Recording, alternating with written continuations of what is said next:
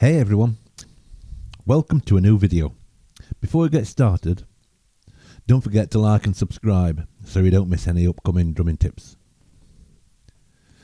If you've taken a break from drumming and are thinking about getting back into it, you've come to the right place. Whether it's been months, years or decades, today I'm going to help you jump back onto the drumming throne with confidence. In fact, I'm in the same position myself. It's been 20 years since I played professionally, and this YouTube channel is my way of getting back into drumming.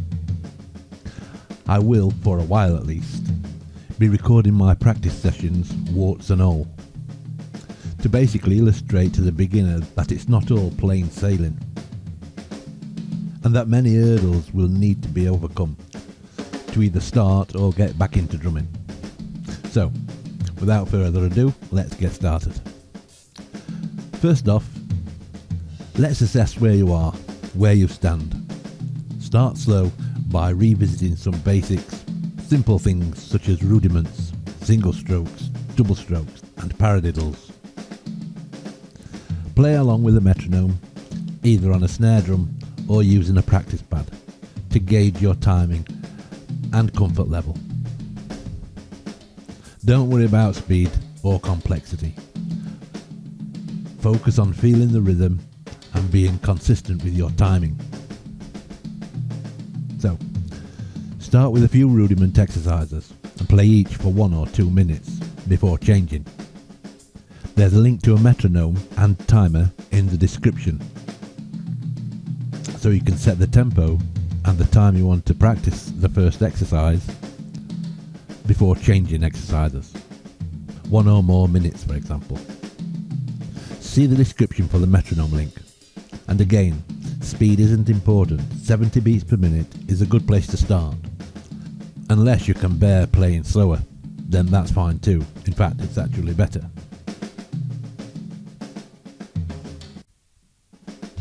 Once you've established a rudiment warm-up routine, try a few rock style beats and change the right hand pattern from quarter notes to 8th notes and back and forth and to 16th notes and 16th note variations, just to loosen up, whilst keeping the steady bass drum beats on 1 and 3 and the snare drum on 2 and 4.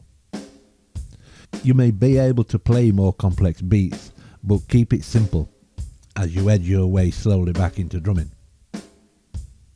This is about re-establishing your foundation in drumming, not about pulling any trees up.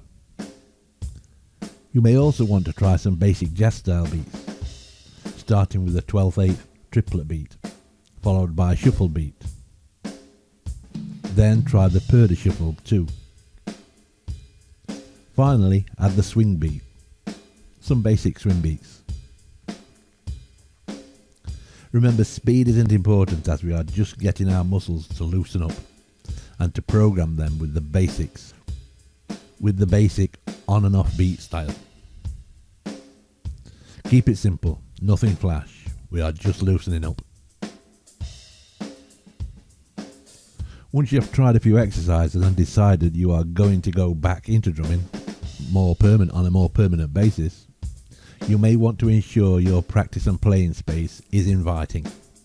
A comfortable and inspiring environment can make a huge difference. Set up your drum kit properly, adjust the throw height and position your drums and cymbals within easy reach. If you're using an electronic kit like the Elise Strike Pro SE, make sure it's programmed to mimic the feel of an acoustic set to ease the transition, as far as this is possible at least.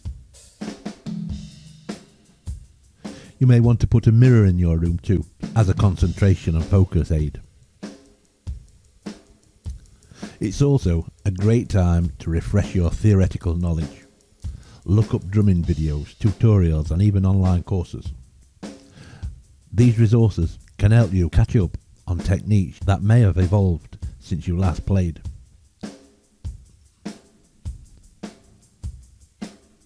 Commit to regular practice, but keep practice sessions short initially.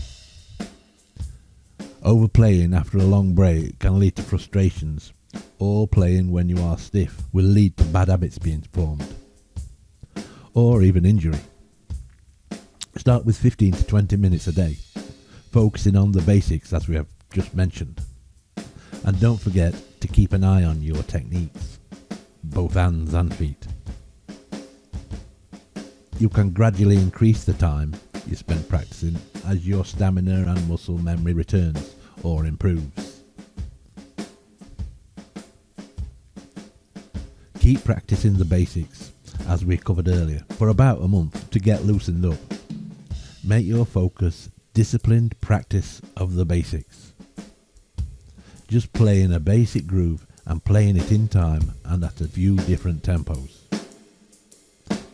This will re-establish your foundational skills before letting loose and adding more complex playing to your practice sessions.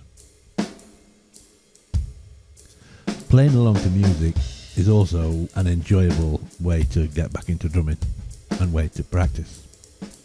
Pick some of your favourite songs that aren't too complex and drum along to those.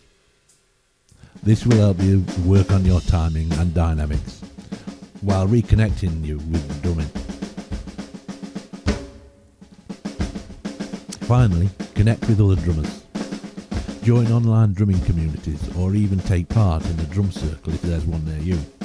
Sharing experiences and tips with peers can motivate you and accelerate your relearning process. Plus, it's just fun to be part of a drumming community again.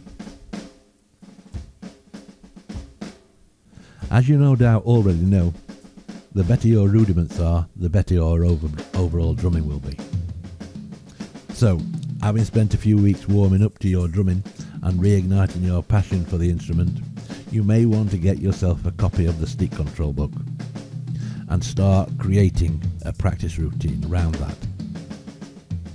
I have created a practice schedule tool you may want to make use of. It's a free tool that will help you stay on track by planning what you are going to be practicing over the coming months.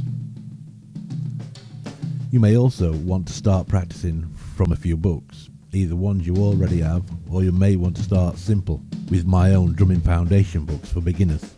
The choice is of course yours. Either way, after you have spent a few weeks loosening up and have decided to get back into drumming on a more permanent basis, you should start practicing the stick control book, one page column at a time. Spend a few weeks on each column before moving on to the next column.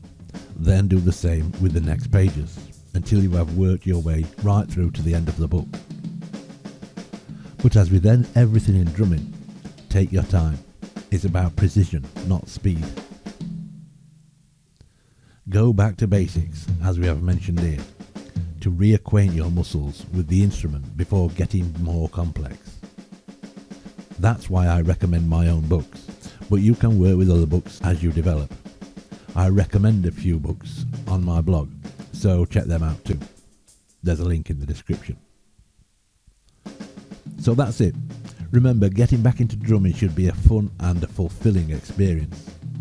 Be patient with yourself and enjoy every moment of rediscovering your passion for the drums.